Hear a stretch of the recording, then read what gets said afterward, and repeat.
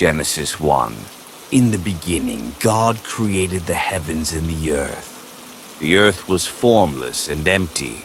Darkness was on the surface of the deep, and God's Spirit was hovering over the surface of the waters. God said, "Let there be light," and there was light. God saw the light and saw that it was good. God divided the light from the darkness. God called the light day, and the darkness he called night. There was evening and there was morning, the first day. God said, "Let there be an expanse in the middle of the waters, and let it divide the waters from the waters." God made the expanse, and divided the waters which were under the expanse from the waters which were above the expanse, and it was so.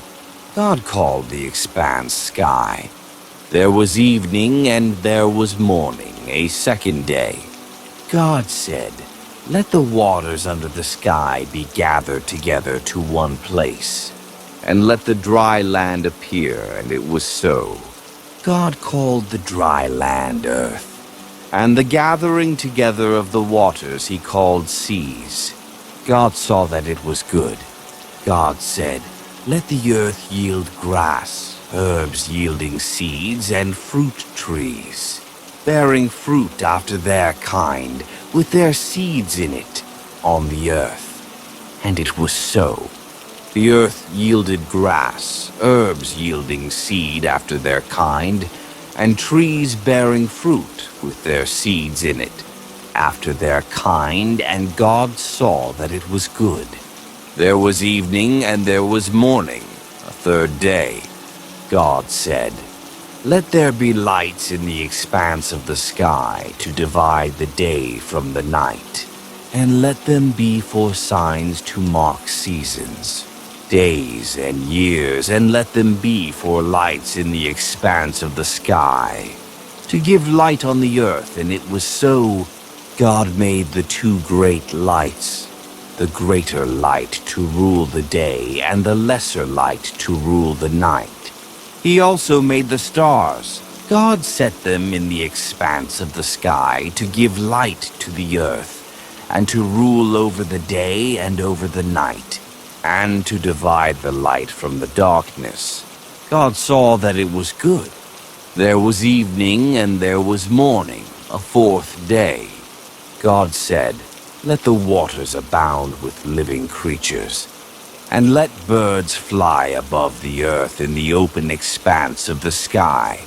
God created the large sea creatures and every living creature that moves, with which the waters swarmed after their kind, and every winged bird after its kind. God saw that it was good. God blessed them, saying, "Be fruitful and multiply, and fill the waters in the seas, and let birds multiply on the earth."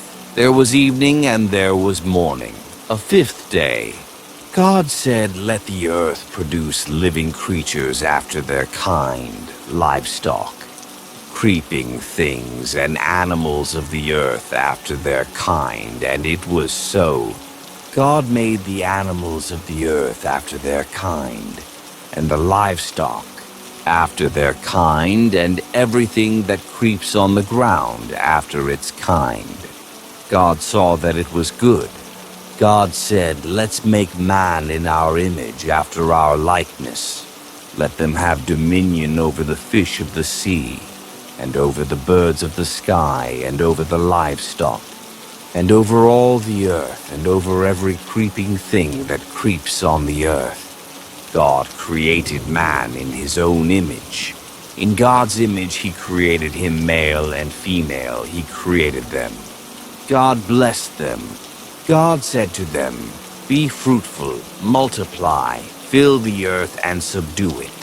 Have dominion over the fish of the sea, over the birds of the sky, and over every living thing that moves on the earth." God said, "Behold, I have given you every herb yielding seed, which is on the surface of all the earth, and every tree which bears fruit yielding seed. It will be your food. to every animal of the earth, and to every bird of the sky, and to everything that creeps on the earth, in which there is life. I have given every green herb for food, and it was so. God saw everything that he had made, and behold, it was very good. There was evening and there was morning, a sixth day. Genesis 2. The heavens, the earth, and all their vast array were finished. On the seventh day God finished his work, which he had done, and he rested on the seventh day from all his work which he had done. God blessed the seventh day and made it holy, because he rested in it from all his work of creation which he had done. This is the history of the generations of the heavens and of the earth, when they were created in the day that the Lord God made the earth and the heavens. No plant of the field was yet in the earth, and no herb of the field had yet sprung up, for the Lord God had not caused it to rain on the earth. There was not a man to till the ground, but a mist went up from the earth and watered the whole surface of the ground. The Lord God formed man from the dust of the ground and breathed into his nostrils the breath of life, and man became a living soul. The Lord God planted a garden eastward in Eden, and there he put the man whom he had formed. Out of the ground the Lord God made every tree to grow that is pleasant to the sight and good for food, including the tree of life in the middle of the garden, and the tree of the knowledge of good and evil. A river went out of Eden to water the garden, and from there it was parted and became the source of 4 rivers. The name of the first is Pishon. It flows through the whole land of Havilah, where there is gold, and the gold of that land is good.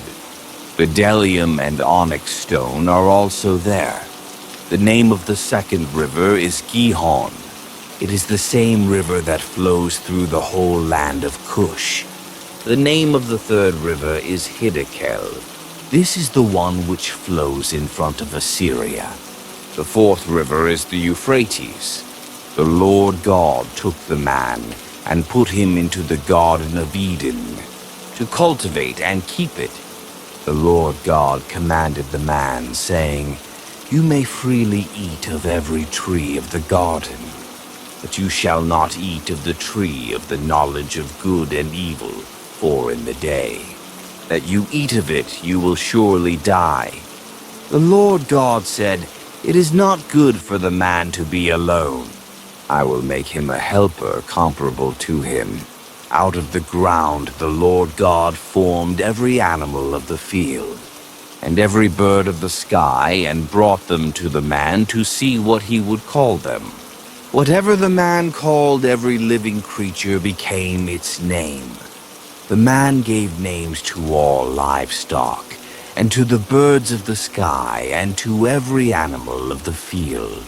But for man there was not found a helper comparable to him. The Lord God caused the man to fall into a deep sleep. As the man slept, he took one of his ribs and closed up the flesh in its place.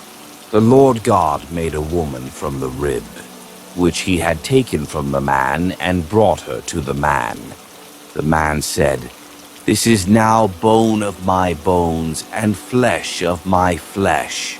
She will be called woman, because she was taken out of man.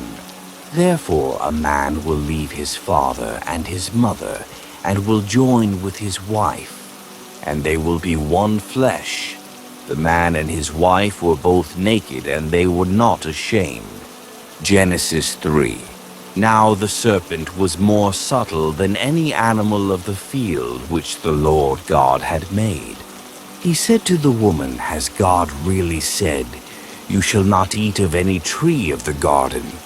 The woman said to the serpent, "We may eat fruit from the trees of the garden, but not the fruit of the tree which is in the middle of the garden. God has said, 'You shall not eat of it. You shall not touch it, lest you die.' The serpent said to the woman, 'You won't really die, for God knows that in the day you eat it, your eyes will be opened, and you will be like God, knowing good and evil.' When the woman saw that the tree was good for food, and that it was a delight to the eyes, and that the tree was to be desired to make one wise, she took some of its fruit and ate. Then she gave some to her husband with her, and he ate it too. Their eyes were opened, and they both knew that they were naked.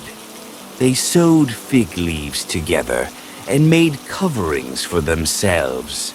They heard the Lord God's voice walking in the garden in the cool of the day, and the man and his wife hid themselves from the presence of the Lord God among the trees of the garden.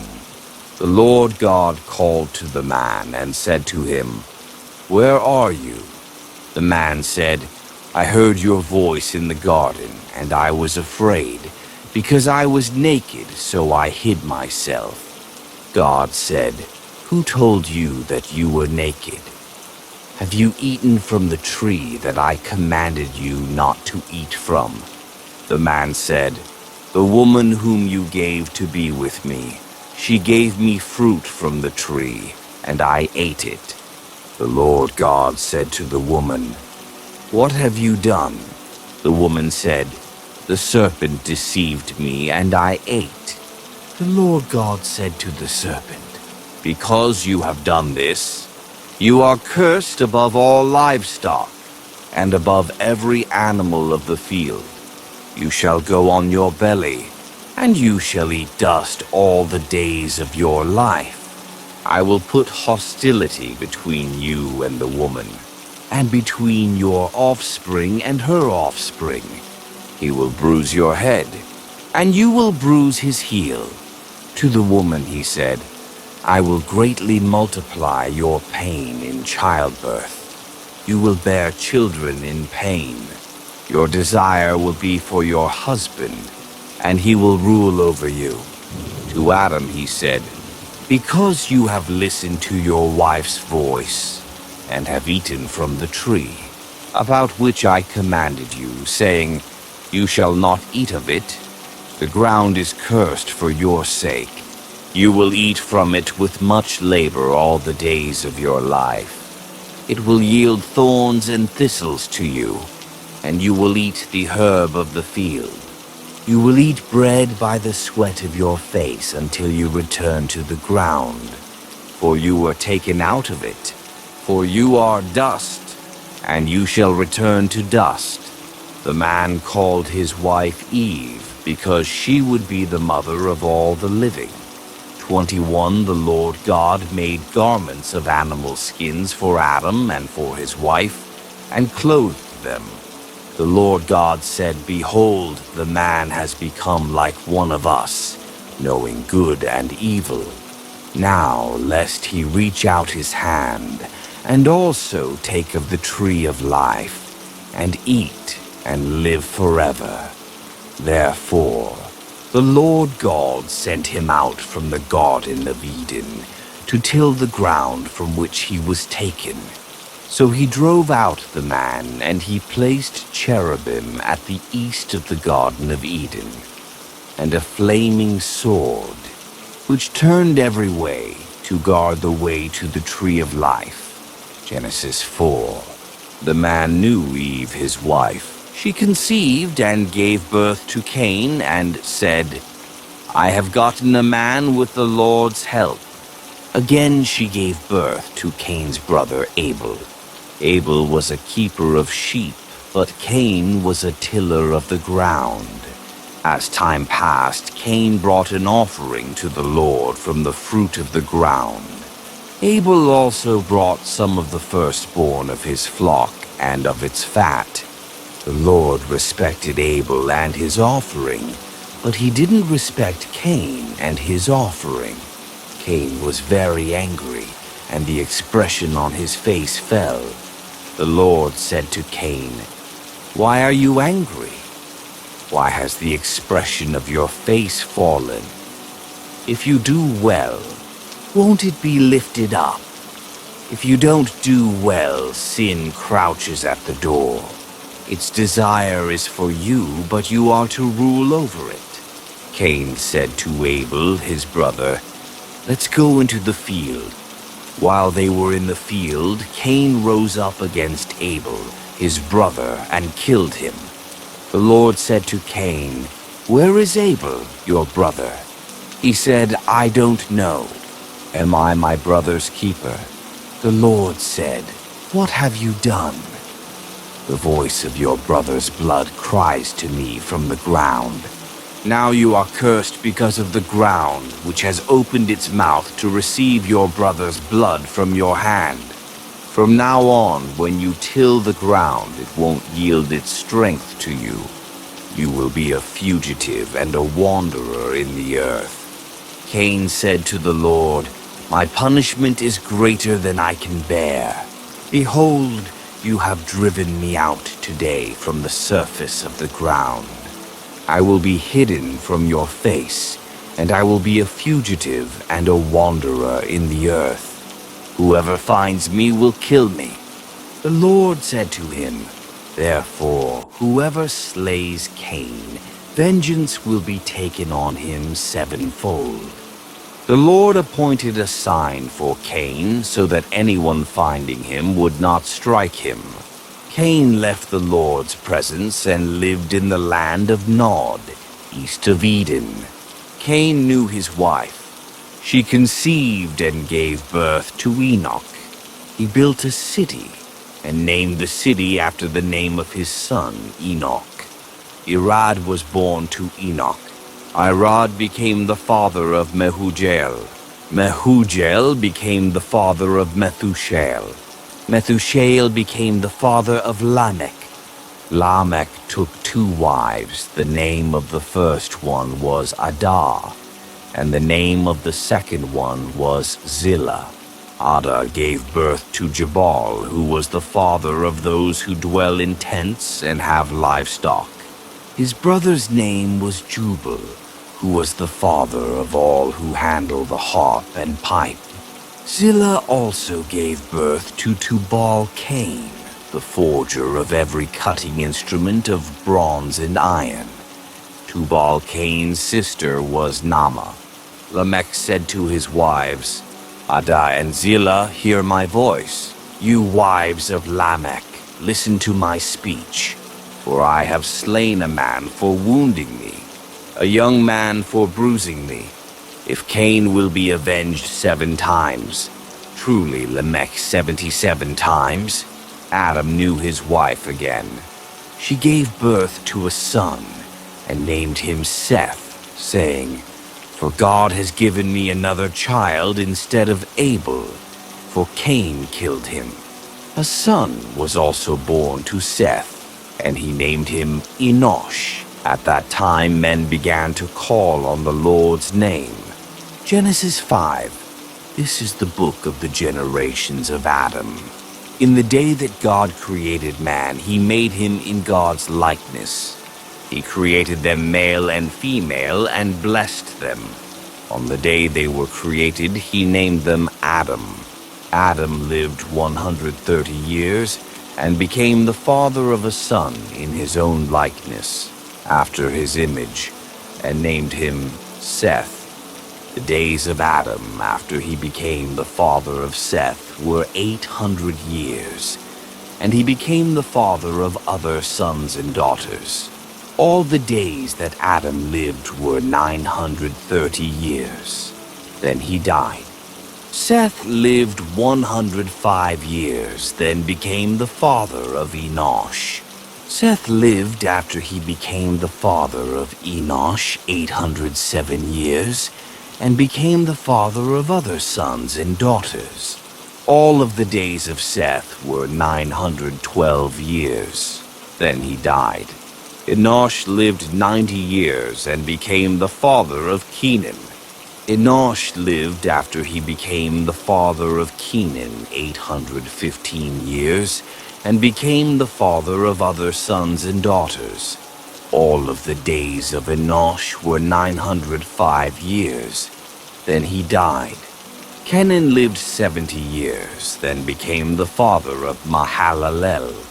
Kenan lived after he became the father of Mahalal 840 years, and became the father of other sons and daughters.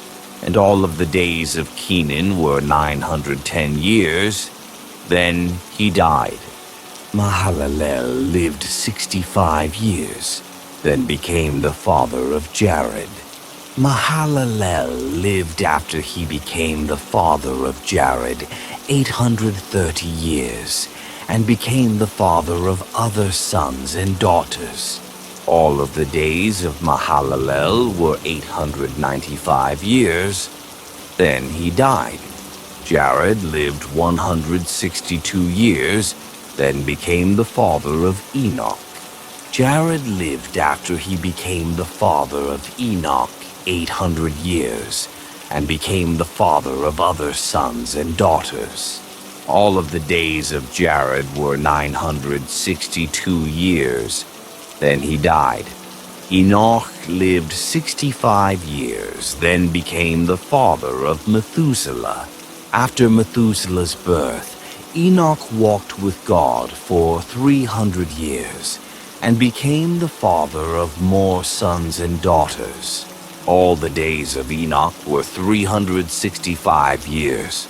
Enoch walked with God, and he was not found, for God took him. Methuselah lived 187 years, then became the father of Lamech. Methuselah lived after he became the father of Lamech 782 years, and became the father of other sons and daughters. All the days of Methuselah were 969 years. Then he died. Lamech lived 182 years, then became the father of a son. He named him Noah, saying, "This one will comfort us in our work and in the toil of our hands, caused by the ground which the Lord has cursed." Lamech lived after he became the father of Noah 595 years, and became the father of other sons and daughters. All the days of Lamech were 777 years. Then he died. Noah was 500 years old. Then Noah became the father of Shem, Ham, and Japheth.